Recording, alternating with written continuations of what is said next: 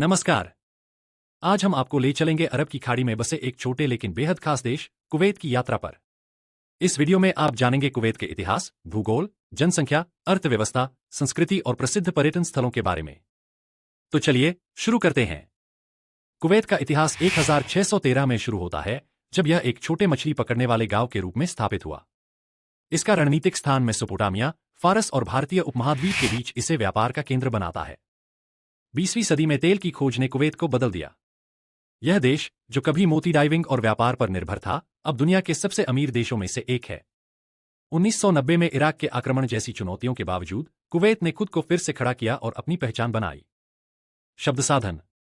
Kuwait नाम Kuwaiti अरबी के कुट या कोट के लघु रूप से लिया गया है, जिसका अर्थ है पानी के पास बना किला। 1961 से देश का आधिकारिक नाम कुवैत राज्य रहा है। प्राचीन काल।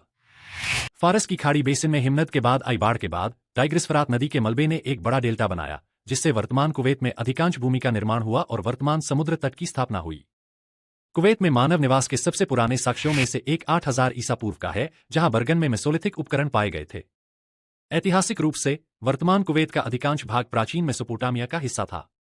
1946 और 1980 के बीच कुवैत ने तेल और उसके उदार सांस्कृतिक माहौल से प्रेरित समृद्धि के दौर का अनुभव किया। इस काल को कुवैत का स्वर्ण युग कहा जाता है। 1946 में पहली बार कच्चे तेल का निर्यात किया गया। 1950 में कुवैती नागरिकों को शानदार जीवन स्तर का आनंद लेने में सक्षम बनाने के लिए एक प्रमुख सार्वजनिक कार्यक्रम शुरू हुआ। 1952 तक देश फारस की खाड़ी क्षेत्र में सबसे बड़ा तेल निर्यातक बन गया। अल सबा ने 1980 के दशक में इस्लामाबाद की जोरदार वकालत की। उस समय अल सबा की निरंतरता के लिए सबसे गंभीर खतरा घरेलू डेमोक्रेटों से आया था, जो 1976 में संसद के निलंबन का विरोध कर रहे थे। अल सबा एक पदानुक्रमित आदेश के गुणों का प्रचार करने वाले इस्लामवादियों के प्रति आकर्षित थे, जिसमें कुवैती राजशाही के प्रति वफादारी शामिल थी। 1981 में कुवैती सरकार ने चुनावी जिलों को इस्लामवादियों के पक्ष में कर दिया। इस्लामवादी सरकार के मुख्य सहयोगी थे, इसलिए इस्लामवादी सरकारी मंत्रालयों जैसी राज्य एजेंसियों पर हावी होने में सक्षम थे। कुवैत का कुल क्षेत्रफल 17,818 वर्ग किलोमीटर है, जो इसे दुनिया के छोटे देशों में से एक बनाता है। यह उत्तर में इराक और दक्षिण में सऊदी अरब से घिरा है। कुवैत की तटीय रेखा 500 किलोमीटर लंबी है, जो इसे समुद्री व्यापार के लिए आदर्श बनाती है। इसका अधिकांश क्षेत्र रेगिस्तानी है, लेकिन यहां की आधुनिक शहरीकरण ने इस रेगिस्तान को आकर्षक शहरों में बदल दिया है। कुवैत की इराक और ईरान से निकटता के कारण कुवैत में सर्दियों का मौसम क्षेत्र के अन्य तटीय देशों, विशेषकर संयुक्त अरब अमीरात, कतर और बहरीन की तुलना में अधिक ठंडा होता है। क्षेत्र के अन्य तटीय देशों की तुलना में कुवैत में नमी भी कम है। मार्च में वसंत का मौसम कभी कभी गरज के साथ गर्म होता है। उत्तर पश्चिम से अक्सर चलने वाली हवाएं सर्दियों में ठंडी और गर्मियों में गर्म होती हैं। जुलाई और अक्टूबर के बीच दक्षिण पूर्वी नम हवाएं चलती हैं। वसंत और गर्मियों की शुरुआत में गर्म और शुष्क दक्षिणी हवाएं चलती हैं। शामल, जून और जुलाई के दौरान आमतौर पर चलने वाली उत्तर पश्चिमी हवा है, जो नाटकीय रेतीले तूफान का कारण बनती है। कुवैत में गर्मियां पृथ्वी पर सबसे गर्म होती हैं। 21 जुलाई 2016 को मित्रिबाह में उच्चतम तापमान 54.0 डिग्री सेल्सियस 129.2 डिग्री फ़ारेनहाइट दर्ज किया गया था, जो एशिया में दर्ज किया गया उच्चतम तापमान है। कुवैत की कुल जनसंख्या लगभग 45 लाख है, लेकिन इसमें केवल 30% स्थानीय कुवैती हैं। 70% आबादी प्रवासी मजदूरों की है, जिसमें भारतीय समुदाय की बड़ी भूमिका है। कुवैत में लगभग 10 लाख भारतीय काम करते हैं। ये लोग विभिन्न क्षेत्रों जैसे निर्माण, स्वास्थ्य सेवाओं और आईटी में अपनी अहम भूमिका निभाते हैं। भारतीय संस्कृति का कुवैत में भी बड़ा प्रभाव है। कुवैत की अर्थव्यवस्था मुख्य रूप से तेल पर निर्भर है। यहां दुनिया के सबसे बड़े तेल भंडारों में से एक है। 2025 में कुवैत का जीडीपी प्रति व्यक्ति $36,000 है, जो इसे दुनिया के सबसे अमीर देशों में शामिल करता है। इसके अलावा कुवैत ने अपनी अर्थव्यवस्था को विविध बनाने के लिए कई पहलें शुरू की हैं, जैसे वित्तीय और तकनीकी क्षेत्र में निवेश। कुवैत की संस्कृति इस्लाम पर आधारित है, लेकिन यह आधुनिकता और परंपरा का अनोखा मिश्रण है। अरबी यहां की आधिकारिक भाषा है, लेकिन अंग्रेजी का भी व्यापक उपयोग होता है। धर्म के मामले में कुवैत एक मुस्लिम बहुल देश है, जिसमें 70% सुन्नी और 30% शिया मुसलमान हैं।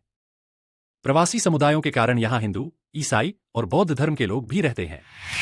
कुवैत में मानवाधिकार महत्वपूर्ण आलोचना का विषय रहा है, विशेषकर बेडून राज्यविहीन लोगों के संबंध में। राज्यविहीन बेडून संकट से निपटने के कुवैती सरकार के तरीके की कई मानवाधिकार संगठनों और यहां तक कि संयुक्त राष्ट्र ने भी आलोचना की है। 1995 में ह्यूमन राइट्स वॉच के अनुसार कुवैत ने 300,000 स्टेटलेस बेडून का उत्पादन किया है। पूरे क्षेत्र में कुवैत में राज्यविहीन लोगों की संख्या सबसे अधिक है। 1986 के बाद से कुवैती सरकार ने बेडून को जन्म प्रमाण पत्र, मृत्यु प्रमाण पत्र, पहचान पत्र, विवाह प्रमाण पत्र और ड्राइविंग लाइसेंस सहित किसी भी प्रकार के दस्तावेज देने से इनकार कर दिया है। कुवैती बेडून संकट म्यांमार, बर्मा में रोहिंग्या संकट जैसा है। कई मानवाधिकार संगठनों के अनुसार कुवैत राज्यविहीन बेडून के खिलाफ जातीय सफाया और नरसंहार कर रहा है। इसके अतिरिक्त कुवैत में LGBT लोगों को कुछ कानूनी सुरक्षा प्राप्त है। इस्पात निर्माण। सबसे बड़ा गैरतेल उद्योग इस्पात विनिर्माण है। यूनाइटेड स्टील इंडस्ट्रियल कंपनी किरब्यूटी स्टील कुवैत की मुख्य इस्पात निर्माण कंपनी है, जो कुवैत के सभी घरेलू बाजार की मांगों, विशेषकर निर्माण, को पूरा करती है। कुवैत स्टील के मामले में आत्मनिर्भर है। कृषि। 2016 में कुवैत का खाद्य आत्मनिर्भरता अनुपात सब्जियों में 49.5%, मांस में 38.7%, डेयरी में 12.4%, फलों में 24.9% और अनाज में 0.4% था। कुवैत के पूरे क्षेत्र का 8.5% कृषि भूमि से बना है, हालांकि कृषि योग्य भूमि कुवैत के पूरे क्षेत्र का 0.6% है। ऐतिहासिक रूप से जाहरा मुख्यतः कृषि प्रधान क्षेत्र था। जाहरा में वर्तमान में विभिन्न फार्म हैं। कुवैत। कुवैत में एक राज्य वित्त पोषित स्वास्थ्य सेवा प्रणाली है, जो कुवैती नागरिकों को बिना किसी शुल्क के उपचार प्रदान करती है। कुवैत के प्रत्येक आवासीय क्षेत्र में बाह्य रोगी क्लिनिक है। प्रवासियों को कम लागत पर स्वास्थ्य सेवा प्रदान करने के लिए एक सार्वजनिक बीमा योजना मौजूद है। निजी स्वास्थ्य सेवा प्रदाता देश में चिकित्सा सुविधाएं भी चलाते हैं, जो उनकी बीमा योजनाओं के सदस्यों के लिए उपलब्ध हैं। कुवैत विजन 2035 के हिस्से के रूप में हाल ही में कई नए अस्पताल खोले गए हैं। कोविड-19 महामारी से पहले के वर्षों में कुवैत ने अपनी स्वास्थ्य देखभाल प्रणाली में ऐसी दर पर निवेश किया जो आनुपातिक रूप से अधिकांश अन्य GCC देशों की तुलना में अधिक थी। कुवैत विजन 2035 स्वास्थ्य सेवा रणनीति के तहत सार्वजनिक अस्पताल क्षेत्र ने अपनी क्षमता में उल्लेखनीय वृद्धि की। हाल ही में कई नए अस्पताल खुले हैं। कुवैत में वर्तमान में 20 सार्वजनिक अस्पताल हैं। नया शेख जाबेर अल अहमद अस्पताल मध्य पूर्व का सबसे बड़ा अस्पताल है। कुवैत में 16 निजी अस्पताल भी हैं। कुवैत में कई शानदार पर्यटन स्थल हैं। कुवैत टावर्स, आधुनिकता और वास्तुकला का प्रतीक। ग्रैंड मस्जिद, इस्लामी वास्तुकला की उत्कृष्ट कृति। सूकल मुबारकिया, एक पारंपरिक बाजार जहां आप कुवैती संस्कृति को महसूस कर सकते हैं। मरुस्थलीय सफारी, जहां आप अरब के रेगिस्तान का असली अनुभव ले सकते हैं। कुवैत में भारतीय समुदाय केवल कामगार नहीं है, बल्कि वे यहां की अर्थव्यवस्था और संस्कृति का महत्वपूर्ण हिस्सा हैं। भारतीय त्योहार जैसे दिवाली और होली यहां बड़े उत्साह से मनाए जाते हैं। भारतीय भोजन भी कुवैत में बहुत लोकप्रिय है। तो यह था कुवैत का एक संक्षिप्त लेकिन रोमांचक सफर। एक ऐसा देश जो अपनी परंपराओं, आधुनिकता और आतिथ्य सत्कार के लिए जाना जाता है। क्या आपने कुवैत का दौरा किया है?